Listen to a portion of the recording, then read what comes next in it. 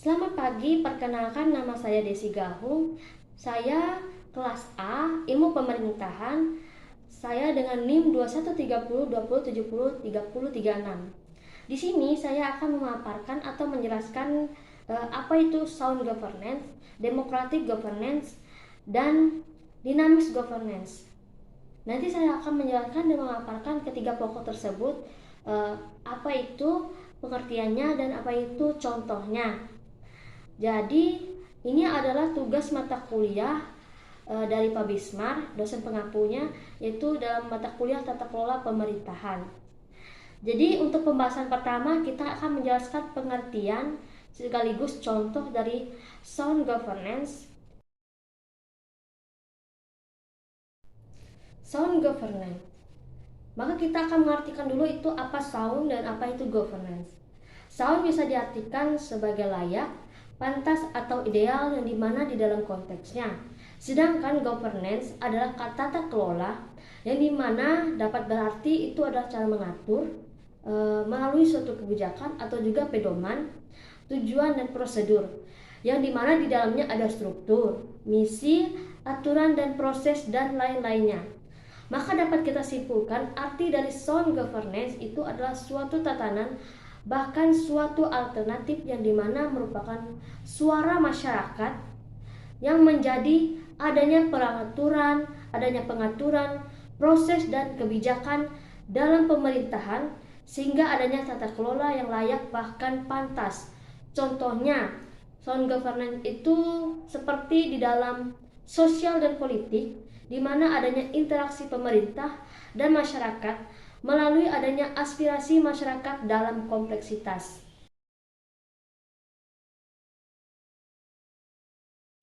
Democratic governance. Demokratik atau biasa kita ketahui itu demokratis adalah suatu sifat dari bentuk pemerintahan atau sistem pemerintahan di dalam suatu negara tersebut. Namun secara umum kita tahu demokratis itu kan cara bersikap atau cara berpikir di dalam mengeluarkan suatu pendapat seseorang. Tapi kalau di sini suatu sifat dari bentuk pemerintahan atau sistem pemerintahan di dalam suatu negara tersebut.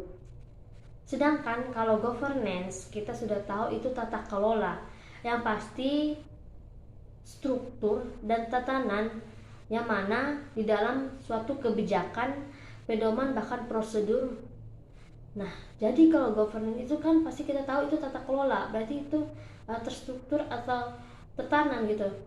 Jadi dapat kita simpulkan dari kedua konsep tersebut, governance dan demokratis.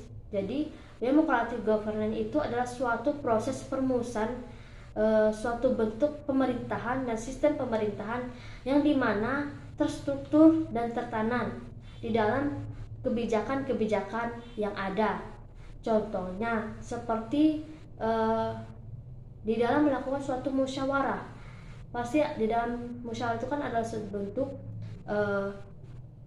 strukturnya itu karena terbentuk terutama di dalam sifat dan cara berpikir dalam menyampaikan dan mengeluarkan pendapat. Pasti di dalam keputusannya nanti akan adanya cara bersikap yang demokratis. Di dalam sikap yang demokratis itu kan suatu sikap yang baik dalam mengeluarkan suatu pendapat dan menerima keputusan dari pihak yang bermusyawarah. Dinamis governance. Kita akan mengetahui dulu apa itu dinamis. Dinamis secara umum merujuk kepada segala sesuatu atau kondisi yang terus-menerus berubah, bergerak secara aktif dan mengalami perkembangan secara terus-menerus. Tetapi secara etimologi dengan istilah dynamike dan berasal dari bahasa Yunani yang berarti kekuatan atau tenaga. Sedangkan kalau governance itu kita sudah tahu tata kelola, pasti itu tentang pemerintahan. Tata kelola di dalam pemerintahan yang pasti di dalamnya ada struktur dan tatanan dan prosedur. Jadi dari kedua konsep tersebut kita dapat menyimpulkan dan memahami apa itu dynamic governance. Dynamic governance adalah sesuatu yang merujuk pada hubungan antara pemerintah atau negara dengan warganya, sehingga memungkinkan berbagai kebijakan dan program dapat dirumuskan, diimplementasi, dan dievaluasi.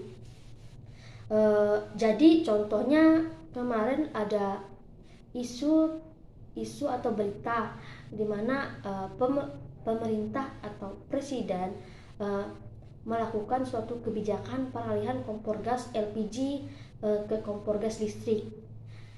Itu kan kebijakannya itu harus dirumuskan dan diimplementasikan, bahkan dievaluasi. Pada awalnya dirumuskan dengan program tersebut dengan mengeluarkan kebijakan masyarakat akan melakukan peralihan dari kompor gas menjadi kompor listrik. Diimplementasinya ada banyak kontra pada saat kebijakan tersebut ingin diterapkan, terutama dari masyarakat. Dari mana masyarakat melakukan perlawanan atau kontra, katanya hal tersebut menyulitkan masyarakat, apalagi masyarakat yang belum mengetahui cara-caranya. Sehingga adanya evaluasi dari berbagai kontra, perlawanan, dan sanggahan menjadi pembatalan suatu kebijakan tersebut, sehingga kebijakan atau isu tersebut tidak jadi diimplementasikan kepada masyarakat.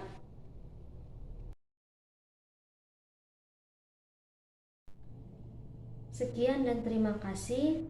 Itu adalah hasil pemaparan dari saya sekaligus penjelasan mengenai pengertian beserta contoh dari sound governance, democratic governance, bahkan satunya itu ada dynamic governance, yang dimana di dalam ketiga konsep tersebut saya terapkan juga contoh sekaligus pengertiannya.